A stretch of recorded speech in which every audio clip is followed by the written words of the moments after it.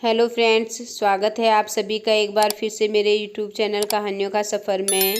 आज मैं आपके लिए एक नई कहानी लेकर आई हूँ। बहुत पुराने समय की बात है।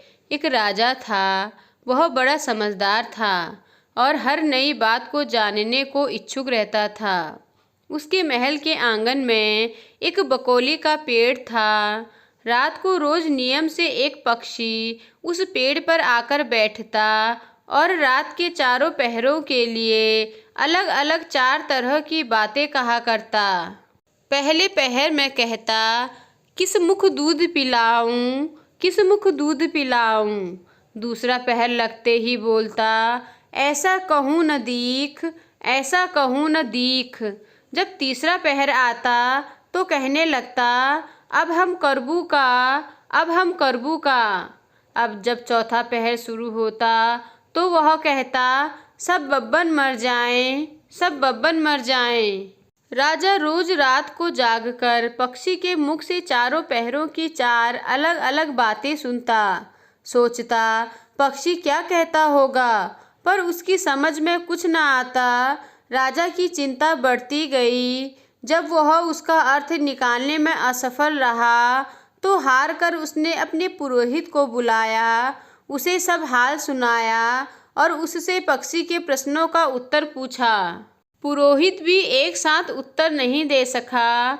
उसने कुछ समय की मोहलत मांगी और चिंतित होकर घर चला आया। उसके सिर में राजा की पूछी गई चारों बातें बराबर चक्कर काटती रहीं। वह बहुत देर सोचता, पर उसे कोई जवाब न सूझता। अपने पति को हैरान देखकर ब्राह्मणी ने पूछा, तुम इतने परेशान क्यों दिखते हो? मुझे बताओ, क्या बात है? ब्राह्मण ने कहा, क्या बताऊं, एक बड़ी ही कठिन समस्या मेरे सामने आ खड़ी हुई है। राजा के महल का जो आंगन है, वहाँ रोज रात को एक पक्षी आता है और चारों पहरों में नित नियम से 4 अलग अलग बातें कहता है। राजा पक्षी की उन बातों का मतलब नहीं समझे तो उसने मुझसे उनका मतलब पूछा, पर पक्षी की पहेलियाँ मेरी समझ में भी नहीं आती। राजा को जाकर क्या जवाब दूं, बस इसी उधेड़-बुन में हूँ। ब्राह्मणी बोली, पक्षी कहता क्या है, जरा मुझे भी बताओ। ब्राह्मण ने चारों पहरों की 4 बातें सुनाई। यह सुनकर ब्राह्मणी बोली, वाह, यह कौन सी कठिन बात है। इसका उत्तर तो मैं दे सकती हूँ। तुम चिंता मत करो। जाओ, राजा से जाकर कह दो कि पक्षी की बातों का मतलब मैं बताऊंगी। ब्राह्मण राजा के महल में गया और बोला, महाराज, आप जो पक्षी के प्रश्नों के उत्तर जानना चाहते हैं, उनको मेरी स्त्री बता सकती है। पुरोहित की बात सुनकर राजा ने उसकी स्त्री को बुलाने के लिए पालकी भेजी। ब्राह्मणी आ गई। राजा रानी ने उसे आदर सहित बिठाया। रात हुई तो पहले पहर पक्षी बोला, किस मुख दूध पिलाऊं, किस मुख दूध पिलाऊं। राजा ने कहा, पंडितानी सुन रही हो, पक्षी क्या बोलता है? वह बोली, हाँ महाराज, मैं सुन रही हूँ। वह अधकट बात कहता है। राजा ने पूछा, अधकट बात कैसी? पंडितानी ने उत्तर दिया, राजन सुनो, पूरी बात इस प्रकार है। लंका में रावण भयो, 20 भुजा 10 शीस। माता ओ की जा कहे, किस मुख दूध पिलाऊं, किस मुख दूध पिलाऊं। लंका में रावण ने जन्म लिया है। उसकी 20 भुजाएं हैं और 10 शीस हैं। उसकी माता कहती है कि उसके कौन कौन से मुख को दूध पिलाऊं।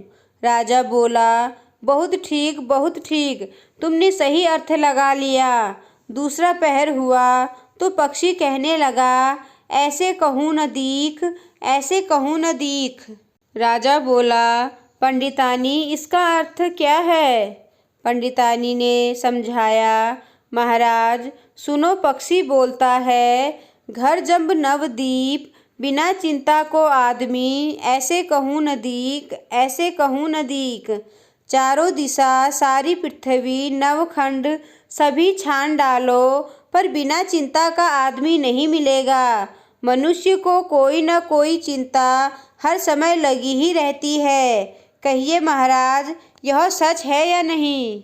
राजा बोला, तुम ठीक कहती हो। तीसरा पहर लगा तो पक्षी ने रोज की तरह अपनी बात को दोहराया, अब हम करबू का, अब हम करबू का। ब्राह्मणी राजा से बोली, महाराज, इसका मर्म भी मैं आपको बतला देती हूँ, सुनिए। 5 वर्ष की कन्या साठे देई ब्याह, बैठी करम बिसुरती, अब हम करबू का, अब हम करबू का। 5 वर्ष की कन्या को 60 वर्ष के बूढ़े के गले बांध दो तो बेचारी अपना कर्म पीट कर यही कहेगी, अब हम करबू का, अब हम करबू का। सही है न महाराज? राजा बोला, पंडितानी, तुम्हारी यह बात भी सही लगी। चौथा पहर हुआ तो पक्षी ने चोंच खोली, सब बन मर जाएं, सब बन मर जाएं। तभी राजा ने ब्राह्मणी से कहा, सुनो पंडितानी, पक्षी जो कुछ कह रहा है क्या वह उचित है? ब्राह्मणी मुस्काई और कहने लगी, महाराज, मैंने पहले ही कहा था कि पक्षी अतकड़ बात कहता है। वह तो ऐसे सब ब्राह्मणों के मरने की बात कहता है। विश्व संगत जो करे, सुरा मांस जो खाएं, बिना सपरे भोजन करे, वे सब बब्बन मर जाएं, वे सब बब्बन मर जाएं। जो ब्राह्मण वैश्य की संगति करते हैं, सुरा और मांस का सेवन करते हैं और बिना स्नान किए भोजन करते हैं, ऐसे सब ब्राह्मणों का मर जाना ही उचित है। अब बोलिए, पक्षी का कहना ठीक है या नहीं? राजा ने कहा, तुम्हारी चारों बातें 52 तोला पावरत्ती ठीक लगी। तुम्हारी बुद्धि धन्य है। राजा रानी ने उसको बढ़िया कपड़े और गहने देकर मान सम्मान से विदा किया। अब पुरोहित का आदर भी राज दरबार में पहले से अधिक बढ़ गया। तो दोस्तों, आपको आज की कहानी कैसी लगी मुझे कमेंट कर ज़रूर बताएं। अगर आपको कहानी पसंद आई हो तो मेरे चैनल को लाइक कीजिए और सब्सक्राइब कीजिए और साथ ही अपने दोस्तों के साथ आगे शेयर कीजिए। धन्यवाद।